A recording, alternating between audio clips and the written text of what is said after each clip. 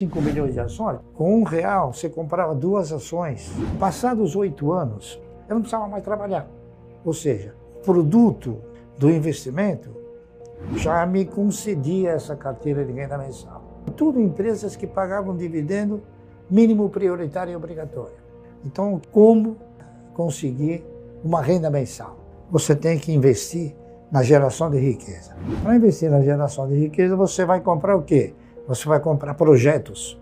Você vai analisar projetos de empresas que tenham, assim, estruturas futuristas, empresas que tenham perenidade na economia, empresas que consigam manter uma sustentabilidade dessa perenidade na economia e que possam, evidentemente, gerar riqueza, fazer essa riqueza circular e distribuir essa riqueza. A nossa postura, quando desenvolta na questão de montar a carteira de renda mensal, ela combinou alguns valores, não é isso? A gente procura desenvolver um negócio chamado o óbvio, coisa que o brasileiro, lamentavelmente, por força de uma série de circunstâncias, ele desenvolve a fantasia. Eu tenho condições de ser dono? A pergunta. Não. Então eu posso ser parceiro? Pode. Eu posso ser dono do Banco do Brasil? Não. Jamais. Mas eu posso ser parceiro. Por que não? Então, eu falei, poxa, eu vou ser parceiro do banco. Hoje eu sou o maior acionista pessoa física do banco. Você acredita? Por devagarzinho. São perguntas que a pessoa tem que se fazer a si própria e não ter esse desvio de conduta. Tá entendendo? Por quê? Porque o dono não vende as ações. E o pequeno dono também não tem que vender. Também nunca tive a pretensão de um dia ser rico. O que eu tive sempre foi medo de voltar a ser pobre. Tá entendendo? Que eu sei o que é ser pobre. Então isso daí estimulou em mim uma postura seguinte. Eu não quero ser um acionista minoritário. Eu quero ser um pequeno dono. Tá entendendo? Eu quero mudar a minha posição. É pequeno dono. Eu sou um pequeno dono. E com essa postura, então, você alcança o teu objetivo. Então eu que sempre busquei fugir da pobreza, eu falei, bom, eu gostaria de ter uma garantia, uma segurança, um conforto financeiro. Por quê? Porque já naquela ocasião eu interpretava o seguinte: o cidadão que consegue alcançar um conforto financeiro, ele tem pelo menos 80% dos seus problemas solucionados. E foi o que eu fiz. Passei a estudar, assim, celeremente, com muito afinco, como tentar conseguir uma renda mensal, que o mercado depois acabou apelidando de carteira de previdência. Até que chegou um belo dia, eu percebi um negócio que foi assim aleatório. As notícias que os fundos de previdência privada tinham começado a quebrar. Então o que eu fiz? Raciocinei e falei, bom, o cidadão para se aposentar, ele precisa contribuir para alguma coisa ou para alguém durante 30 anos. Então eu ainda investigando, raciocinando, tentando montar estratégia, perguntei para mim mesmo, por que eu não posso comprar ações durante 30 anos? Então eu fiz uma análise muito criteriosa das ações que talvez pudessem me retribuir através dessa carteira de renda mensal. Então o que aconteceu? Eu projetei esse trabalho, elaborei, pus 1 por 1, 1000 ações por mês, como é que faz, como é que não faz, detalhei, pormenorizei e a carteira foi evoluindo. Passados 8 anos, eu não precisava mais trabalhar, tá certo? O produto do investimento já me concedia essa carteira de renda mensal. Hoje eu modificaria o nome do projeto. Por quê? Porque hoje já não é mais esperança. Então hoje eu colocaria o nome assim: ações garantem um ótimo futuro. E outra coisa, você tem que associar a evolução da carteira de renda mensal à evolução da quantidade de ações. Então, isso é mais do que óbvio, né? Só que as pessoas, às vezes, não analisam com profundidade. Então, observando esse critério de querer ser pequeno dono, por exemplo, sou um grande acionista, talvez, não sei, não é por uma miragem e nem por uma visão, mas sou um grande acionista de uma empresa chamada Unipar, a ação da qual a gente participa custa R$70 no mercado, tenho 20% das ações, sou vice-presidente do Conselho de Administração e não quero outros, tá entendendo? Em função do quê? Em função do direcionamento e da diretriz que você coloca na empresa, que o dono é um grande camarada, um amigo, né? E um camarada que conhece, sabe e gosta de investir, acha que tem que se investir nesse país. Mentalidade essa que está praticamente exorcizada da maioria da população. Então eu sou um pequeno dono da ES Brasil, sou um dos maiores acionistas do Banco Santander, pessoa física, tudo uma pessoa física. Sou um pequeno dono da Suzano, sou um pequeno dono do Banco do Brasil. Aliás, do Banco do Brasil, eu sou o maior acionista da pessoa física. Hoje eu sou um pequeno dono da Klabin, uma das maiores empresas do país, uma empresa que ostenta a direção que este país precisa. Ela investe na geração de riqueza, ela gera riqueza, ela faz essa riqueza circular e distribui essa riqueza. Tá entendendo? Tomara muitas empresas tivessem a filosofia que tem hoje a Klabin. E assim sucessivamente. Lamentavelmente, eu considero isso, é uma definição minha, nós somos um país que tem uma bolsa rica e um mercado pobre. O mercado de valores é um instrumento da economia que deveria ser direcionado de uma outra forma. Por quê? Porque aqueles que deveriam fazer alguma coisa pelo mercado, não fazem pelo mercado, fazem para o seu benefício próprio, correr atrás de emolumentos, fazer com que hajam movimentações estratosféricas para poder se beneficiar de emolumentos e corretagem. O mercado de valores não é esse fantasma que muitos apregoam ser. O mercado precisa o quê? O mercado necessita de uma estrutura educacional, como a minha filha está desenvolvendo. Ela está fazendo o trabalho que o governo devia fazer. Está entendendo? Mostrar para o cidadão o caminho do investimento através do investimento na geração de riqueza através das ações. Então a gente gosta de sintetizar a estratégia dele com algo muito simples, tá? O investidor pessoa física ele tem alguns desafios. O primeiro deles é a falta de conhecimento básico de finanças pessoais. O segundo desafio, ele está aqui, é mental, né? E ele tem que, obviamente, passar por diversas tentações que as próprias instituições financeiras, que o próprio mercado colocam para esse investidor, como a gamificação, estímulo ao jogo, né? Tudo isso estimula um comportamento muito mais de jogatina do que propriamente de investimento a longo prazo. Você, quando está na bolsa, você está simplesmente escolhendo de quem você vai ser sócio, pelo maior período possível, né? A gente faz isso aqui no Brasil porque a gente vê muita oportunidade, né, pai? Muito mato alto ainda para comprar, muitas empresas com margens excelentes, com excelente governança, que você não vê, inclusive, com vantagens competitivas muito fortes, né, em cada um dos seus negócios. Então, a gente já rodou algumas simulações. Se você fizer uma contribuição pelo teto, que hoje é de R$ 877, ao final de 35 anos, que é o tempo mínimo de contribuição, você vai ter um total de 0 patrimônio lá na frente, né? Recursos esses administrados pelo Estado, que a gente sabe que é extremamente ineficiente como gestor, né, e distribuidor de recursos. E você vai estar sujeito a um teto ali corrigido, né, obviamente, mas daqui a 35 anos o teto seria mais ou menos de R$40 mil ao mês, né? Levando uma correção de 5% ao ano de INPC do teto hoje de R$7.500.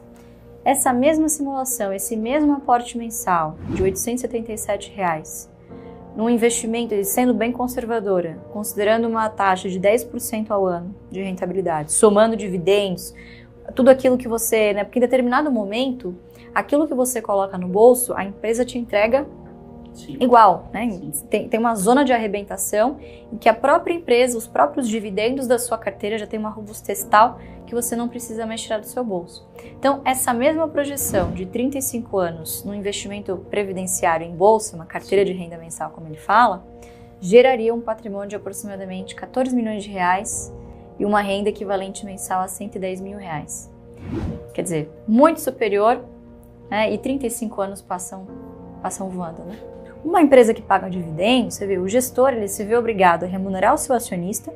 O que sobra, ele precisa de fato empregar em investimentos que tragam taxas de retornos que realmente valham a pena. Então, quer dizer, ele tem recursos mais escassos e, obviamente, quando ele precisa investir um volume maior, ele recorre àquele acionista cativo, né? Então, obviamente que ser acionista exige também não só momentos em que você recebe dividendos, mas momentos que você tem que contribuir para que essa empresa continue gerando fluxos de caixa que alimentem uma carteira de dividendos, né? Então é uma relação de parceria que você tem que desenvolver. E o que a gente busca são negócios, na medida do possível, que sejam perenes, que consigam gerar um bom fluxo de caixa, né? Porque acho que a grande diferença daqueles que procuram crescimento, que esse crescimento pode não vir, todo o valor desse tipo de empresa está na perpetuidade, certo? E essas condições, elas são atemporais, você pode usar em qualquer mercado do mundo, não conhece limites geográficos. Em qualquer lugar do mundo você pode encontrar uma boa empresa a bom preço, né? Então, obviamente que esses são desafios de mentalidade, né? De você empregar os seus recursos corretamente, que você não ensina uma população que está tão acostumada com o correntismo a fazer uma coisa dessas assim numa velocidade tão rápida. Então, imagina, ele vem fazendo isso desde a década de 70, a gente vem fazendo desde 2018, então é um trabalho de formiguinha, é um trabalho geracional também. Então, a gente acredita que a próxima geração vai estar muito melhor informada pelos seus pais, né, pelos seus familiares, de como seguir essa trajetória, né? Eu diria que tudo é uma questão de você desenvolver e até, eu diria, radicalizar um foco. Agora, o que eu preciso para chegar nela? Eu preciso o quê? Eu preciso estabelecer uma prioridade. Qual é a minha prioridade? A minha carteira de renda mensal. Então, qual foi o meu foco? Eu quero ter uma carteira de renda mensal. Eu vou, claro, brigar com unhas e dentes para alcançar essa carteira de renda mensal. Então, estabelecendo essa prioridade, tudo aquilo que aparece para mim comprar, para mim desenvolver, eu pergunto, é minha prioridade? Não, então não quero. Tá entendendo? Então, a prioridade acabou me ajudando em outros valores também. Acabou me ajudando em administrar os egos e controlar os egos. A partir daquele momento eu comecei a administrar os meus egos, porque a minha coisa importante era aquilo. Até que chegou uma hora que eu controlei meus egos. Tá entendendo? Eu não faço nada se não analisar profundamente. Tá entendendo? Então o que aconteceu?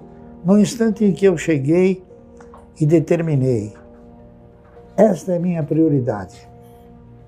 Naquele instante, sem saber, eu estava desenvolvendo uma nova machadada, diria, né? Uma nova postura dos meus valores. Então, quer dizer, o ego das pessoas é que às vezes fazem a pessoa a entrar no buraco, a entrar numa circunstância. Então, eu sempre penso de uma forma, não é única, mas minha de pensar, né? Por exemplo, se eu posso ter um veículo que me leva, que me traga com conforto, né? Por que eu tenho que depositar meu dinheiro para Mercedes-Benz? Fica comigo. Claro. A Mercedes-Benz não tem a minha grana. É claro, hoje o mundo ele está constituído de uma forma tal que você está sistematicamente sendo assim compilado, sendo seduzido, faça isso, faça aquilo, faça outro. Então o que que eu aprendi também? Eu não vou ser um patrocinador. Por quê? Eu não quero patrocinar nem a Mercedes, nem a Porsche. Eu quero patrocinar a minha carteira. Então eu dei essa exclusividade para a carteira. E isso não é uma neurose, tá entendendo? Não é uma neurose, é uma postura. Porque não adianta você estabelecer uma regra e estabelecer um objetivo lastreado em metas e ir abandonando no meio do caminho. Então eu faço isso até hoje. Só que hoje nós fazemos com valores muito mais agregados, é claro, né? Mas com o mesmo sentimento de antes. Com o mesmo sentimento, com a mesma postura, com a mesma humildade, tá entendendo?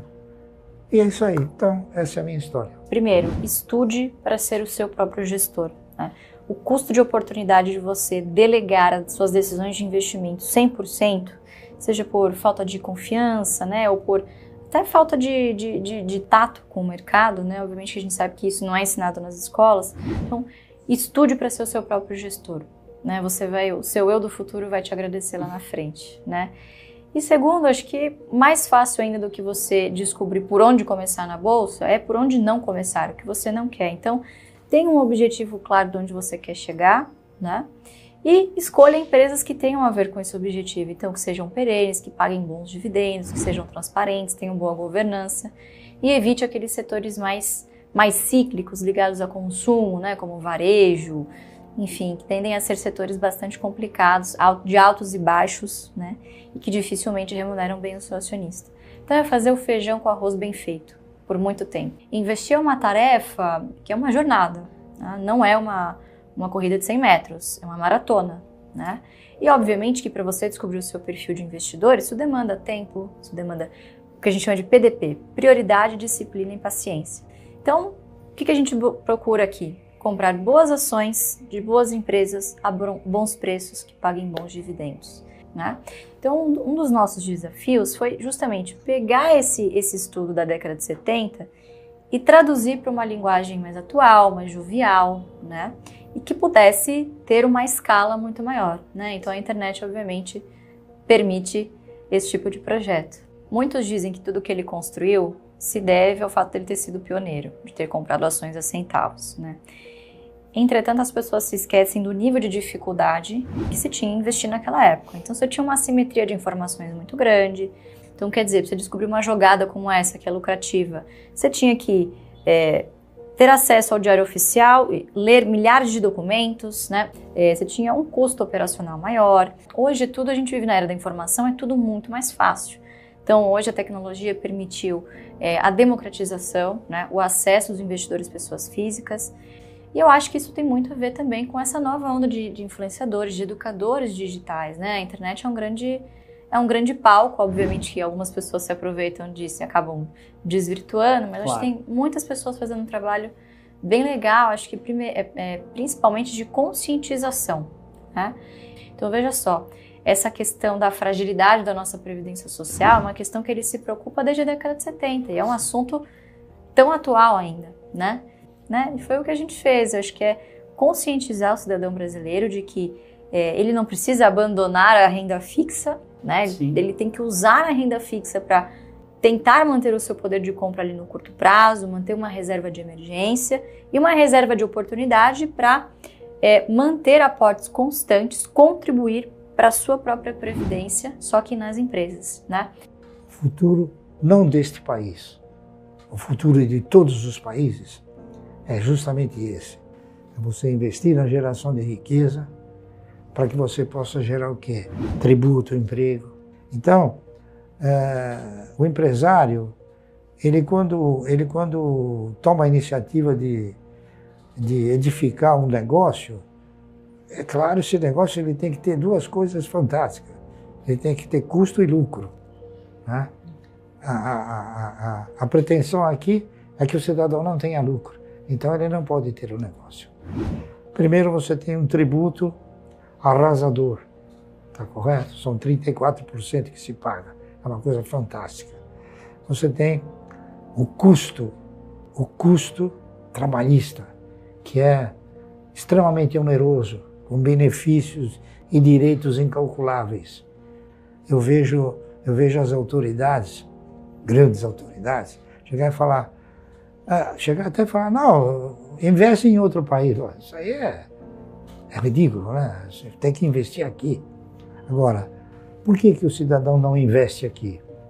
Porque se ele investir no outro país, o custo dele é bem menor do que aqui. E o mercado nos ensina coisas incríveis que a maioria não quer escutar e não quer. Por exemplo, a Klabin me ensinou uma coisa que eu falo para todos e que as pessoas não conseguem avaliar essa simetria. A Klabin me ensinou que dividendo você ganha por quantidade possuída, não por valor aplicado. Para ser um vitorioso é preciso você se dedicar, é preciso você analisar estratégias, é preciso você seguir parâmetros, ser disciplinado e ter paciência. O mercado fala, dividendo, mas o que é valor aplicado? Entendeu? O que é quantidade possuída? Então o mercado me ensinou isso. Me ensinou, eu apliquei no projeto, e aplico no projeto. Então a Klabin ela paga um dividendo assim, e eu recebo isso de dividendo. Por quê? Porque eu tenho isso de ações. Então ela me ensinou, e a gente tem que fazer isso. A função de uma instituição brasileira que se preze é justamente isso, é tentar mostrar para o indivíduo algo que vai lhe causar benefício, não malefício. Eu gostaria que nós fôssemos uma instituição que ensinasse a todos como conseguir um conforto financeiro. Esse é o meu legado, esse é o legado que eu quero deixar. Esse é o projeto que eu quero desenvolver.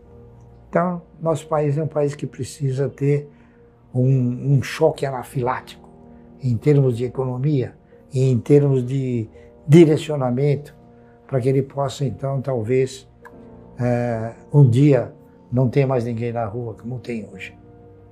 Tá certo?